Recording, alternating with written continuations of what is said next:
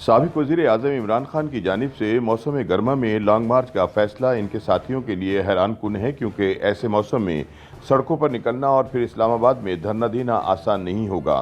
چنانچہ خیال کیا جا رہا ہے کہ لانگ مارچ کی ممکنہ ناکامی نہ صرف عمران کے سیاسی غبارے سے ہوا نکال دے گی، بلکہ ان کی مقبولیت پر بھی اثر انداز ہوگی اور ان کے سیاسی مستقبل پر بھی برے اثرات ڈالے گی۔ پاکستان میں سیاسی سطح پر تو مارچ میں تحریک عدم اعتماد کے ساتھ ہی بھونچال آ گیا تھا، لیکن مئی میں پڑنے والی غیر معمولی گرمی میں ملک کا سیاسی درجہ حرارت بھی بڑھتا چلا جا رہا ہے۔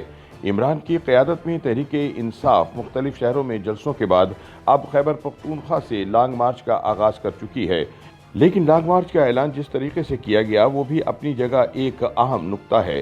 پہلے ملتان کے جلسے میں اسلام آباد کی جانب لانگ مارچ کا اعلان کیا جانا تھا، مگر ایسا نہ ہو سکا اور یہ خیال ظاہر کیا گیا کہ پی ٹی آئی شاید اس فیصلے پر نظر ثانی کر رہی ہے۔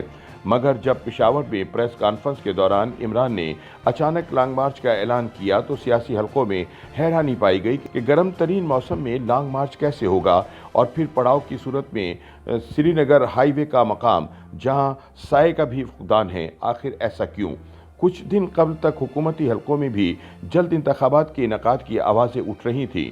مسلم لیگ نون کے اندر ایک اہم دھڑا جلد انتخابات کا حامی تھا اور بیانات میں اس کا اظہار بھی کر رہا تھا، لیکن پھر حکومت اور اتحادی جماعتوں کی جانب سے بیانات آئے کہ حکومت اپنی مدت پوری کرے گی اور کسی طور پر بھی فوری انتخابات کی طرف نہیں جائے گی۔ اس تناظر میں عمران خان کا لانگ مارچ کا فیصلہ خاصا معنی خیز ٹھہرتا ہے۔ 24 مئی کو پشاور میں یوتھ ونگ سے خطاب کرتے ہوئے عمران کا کہنا تھا کہ یہ تحریک اس لیے شروع کی جا رہی ہے کہ انتخابات کا اعلان ہو اور یہ تحریک موجودہ حکومت کے خاتمے تک جاری رہے گی۔ ایسے میں سوال یہ ہے کہ اگر حکومت کی جانب سے کیے گئے سخت ترین اقدامات کے نتیجے میں لانگ مارچ مطلوبہ نتائج پانے میں ناکام رہتا ہے تو عمران کی مقبولیت پر کیا اثر پڑے گا، اور اس سے اگلے الیکشن میں ان کی پارٹی کی کارکردگی کس حد تک متاثر ہوگی؟ اس سوال کے جواب میں تجزیہ کار سہیل وڑائچ کا کہنا ہے کہ لانگ مارچ کی ناکامی اور کامیابی سے حکومت اور عمران کی سیاست پر فرق پڑے گا۔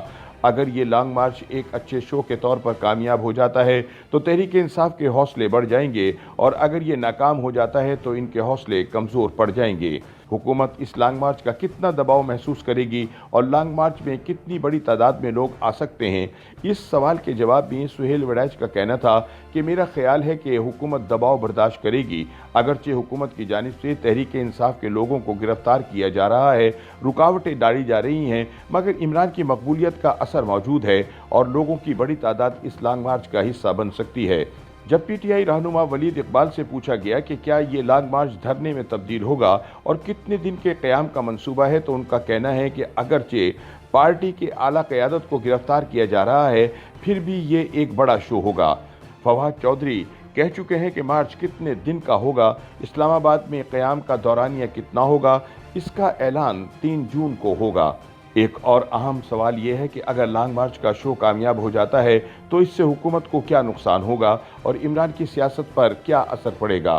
نیز اس لانگ مارچ کے کامیاب یا ناکام ہونے سے پی ٹی آئی کی مجموعی سیاست اور عمران خان کی مقبولیت پر کیا اثرات مرتب ہوں گے؟ اس سوال کے جواب میں سیاسی تجزیہ کار زیغم خان کا کہنا ہے کہ اگر یہ لانگ مارچ اس صورت میں کامیاب ٹھہرتا ہے کہ حکومت اگلے انتخابات کا اعلان کرنے پر مجبور ہو جاتی ہے تو عمران یہ کہہ سکیں گے کہ جنہوں نے مجھے نکالا تھا میں نے بھی ان کو نکال دیا، لیکن اب اس کا کوئی امکان نظر نہیں آتا۔ چنانچہ اگر حکومت اگلے انتخابات کا اعلان فوری نہیں کرتی اور اپنی مدت پوری کرتی ہے تو ووٹرز میں تاثر مضبوط ہو جائے گا کہ جن کو نکالا گیا ان کو دوبارہ نہیں لایا جائے گا۔ اس صورت میں پی ٹی آئی کو نقصان ہوگا۔ ان کا کہنا تھا کہ اس لیے عمران خان کی ساری کوشش یہی ہے کہ فوری انتخابات ہوں۔ فوج پر بھی دباؤ ڈالنے کی یہی وجہ ہے کہ وہ جلد انتخابات کے انعقاد میں معاونت کریں۔ عمران کو احساس ہے کہ وقت ختم ہو رہا ہے، چنانچہ وہ چاہتے ہیں کہ جلد از جلد انتخابات ہوں اور نومبر میں نیا آرمی چیف خود تعینات کریں۔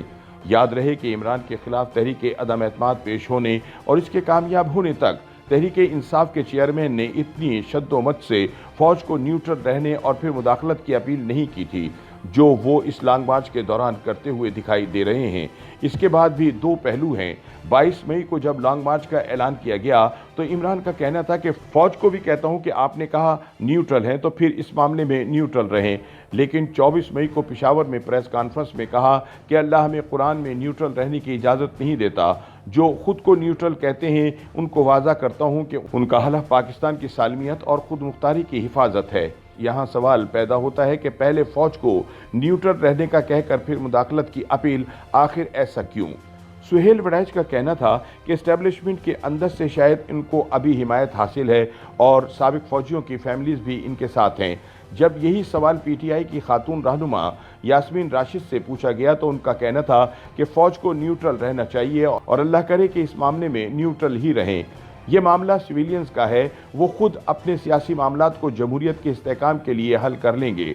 जब सियासी तज्जियाकार ज़ैगम खान से ये सवाल पूछा गया कि फ़ौज को न्यूट्रल रहने और फिर फ़ौज से मुदाखलत की अपील करने की वजह क्या महज दबाव की पॉलिसी है, तो उनका कहना था कि हुकूमत और हुकूमती इत्तेहादी जमातें ये चाहती हैं कि एस्टेब्लिशमेंट सियासत में मुदाखलत ना करे और वो न्यूट्रल रहे, जबकि इमरान खान अब कहते हैं कि फ़ौज न्यूट्रल ना हो और मेरी सपोर्ट करे।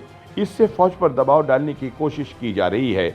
याद रहे कि तहरीक इंसाफ ने 2014 में मुल्क की तारीख का तवील धरना दिया, जिसका दौरानिया 126 दिन रहा, मगर इस कदर तवील धरने के फौरी बुनियादों पर कोई बड़े सियासी मकासद हासिल करने में पीटीआई नाकाम रही।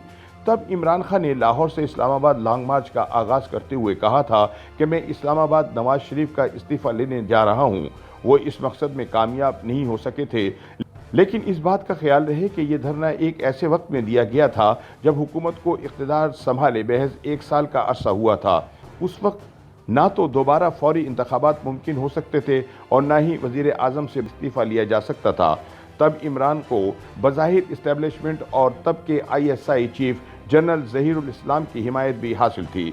इमरान खान ने अपनी तकरीर में अंपायर की उंगली उठने की बार बार बात की, जबकि मौजूदा सूरत हाल में इस्टेब्लिशमेंट के न्यूट्रल होने का तासुर है और इमरान न्यूट्रल से मुदाखलत की बार बार अपील कर रहे हैं। लेकिन सियासी तज्जियाकारों के ख्याल में इमरान खान ये हकीकत भूल चुके हैं कि जिस वज़ीर आज़म को इक़्तिदार से निकाला जाता है उसे फ़ौरन वापस नहीं लाया जाता। वैसे भी मौसूफ सिर्फ इस्टेब्लिशमेंट के कंधों पर सवार होकर इक़्तिदार में आए थे और इन्हें हुकूमत से निकाल बाहर करने का फरीज़ा भी इस्टेब्लिशमेंट ने ही सर अंजाम दिया है, इसलिए इनकी फौरी वापसी मुमकिन नहीं।